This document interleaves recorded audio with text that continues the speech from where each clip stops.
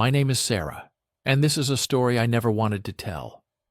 A story of choices I deeply regret, choices that tore apart everything I held dear.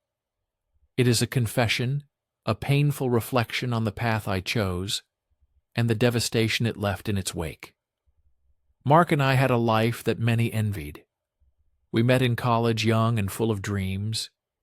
He was my rock, my steady ground, my partner in every adventure. We built a beautiful home, a shared history, a comfortable routine.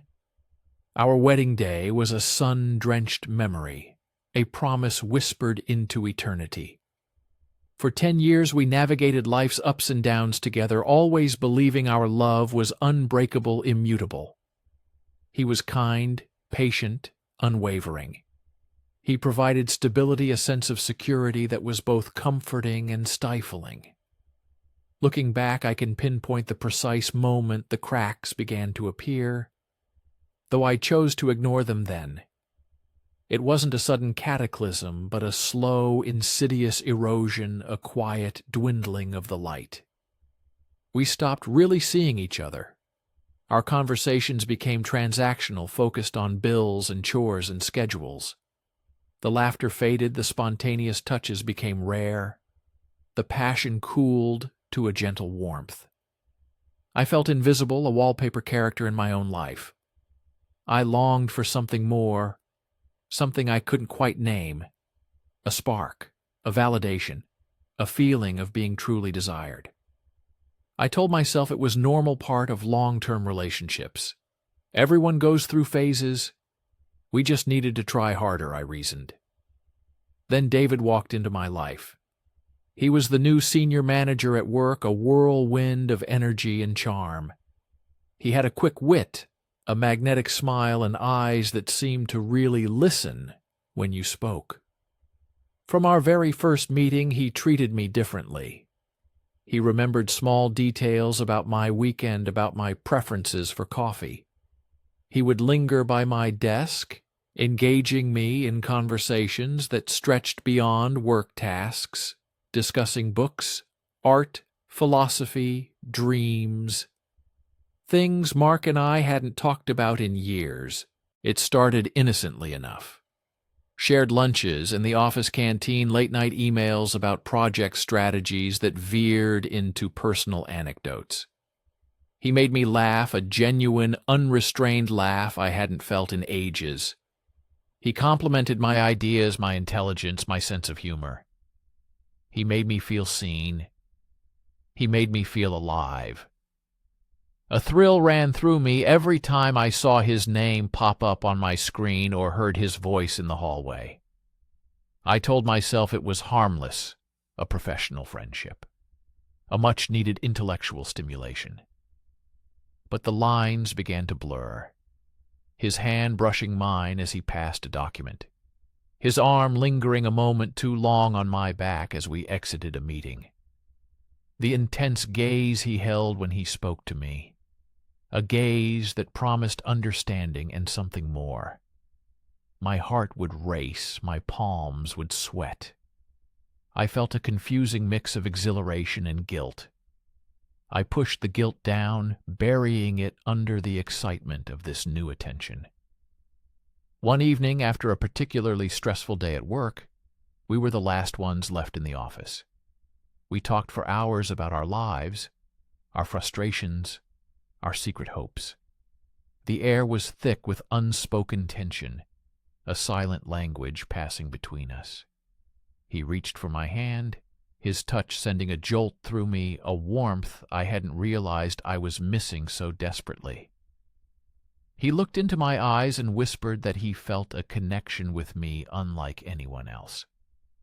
My breath hitched. All my rationalizations, all my carefully constructed defenses crumbled. I leaned in, and he kissed me. It was electric, a forbidden fire. The kiss tasted of regret and desire, of fear and intoxicating possibility. In that moment, all thoughts of Mark, of our shared history, of my vows, vanished. There was only David, only the immediate, overwhelming sensation of being wanted, truly wanted. That kiss was the beginning of the end for everything. It opened a door I knew I should have kept shut. The affair began in earnest, a clandestine dance of stolen moments, whispered phone calls, secret meetings. Lunch breaks turned into hours spent in coffee shops, on park benches, just talking, just being together. Business trips became opportunities for illicit rendezvous.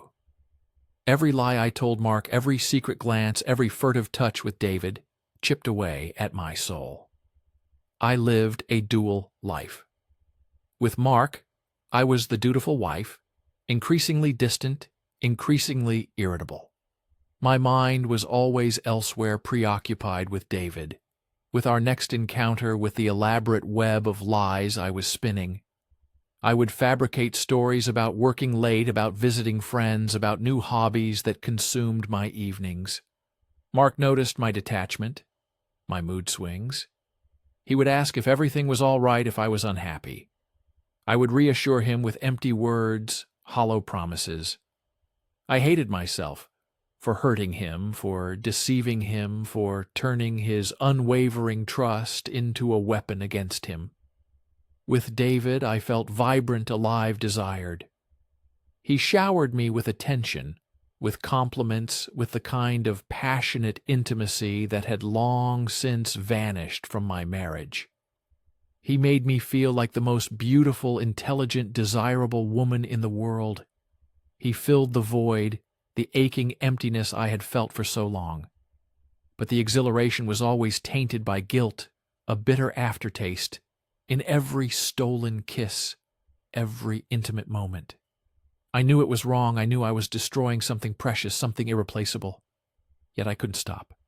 The addiction to feeling, wanted to feeling that intense spark, was too powerful. The lies became easier to tell, harder to bear. Each fabricated excuse, each evasive answer felt like a dagger plunged into Mark's heart and then into my own. I saw the worry in his eyes, the hurt, the confusion. He loved me, and I was tearing him apart, piece by painful piece. Sometimes I would wake in the middle of the night, drenched in sweat, consumed by panic. What if he found out? What would happen to our life, our home, our future? The fear was a constant companion, a dark shadow lurking at the edges of my stolen happiness. There were close calls, a text message from David popping up on my phone while Mark was nearby, a slip of the tongue, a detail in a fabricated story that didn't quite add up. My heart would pound in my chest, a frantic drumbeat of terror. I became an expert at deception, at masking my true feelings, at performing the role of the loving wife, while my heart was entangled elsewhere. The affair stretched on for months. Each day it became heavier, a suffocating weight. The joy I initially felt with David started to fade, replaced by a gnawing emptiness. The stolen moments felt less exciting, more desperate. The constant deceit was exhausting. I was no longer the woman Mark married, nor was I truly the woman David saw. I was a fractured version of myself, caught between two worlds, belonging to neither. One evening I was supposed to be at a fictional work event. Mark called me, his voice sounding tired. He asked me when I would be home. I could hear the loneliness in his tone, the quiet resignation. I was with David in a hotel room far from our home, far from the reality I was escaping. Hearing Mark's voice, hearing his quiet pain, was a punch to the gut. In that moment, the flimsy facade I had built crumbled entirely. I saw myself for what I had become, a selfish, deceitful stranger. The vibrant feeling David gave me was a mirage, a temporary escape from a problem I refused to face within myself and my marriage. It wasn't true happiness, it was just distraction. I ended things with David that night. It was messy, painful, filled with accusations and tears. He couldn't understand why I was throwing away what we had. But I knew what I was throwing away was my integrity, my self-respect, the last vestiges of the woman I used to be. The hardest part was coming home. Mark was asleep, his face peaceful, unaware of the war that had raged within me. I sat on the edge of our bed watching him for a long time, the weight of my betrayal pressing down on me. I couldn't live with the lie anymore. I couldn't pretend to be someone I wasn't.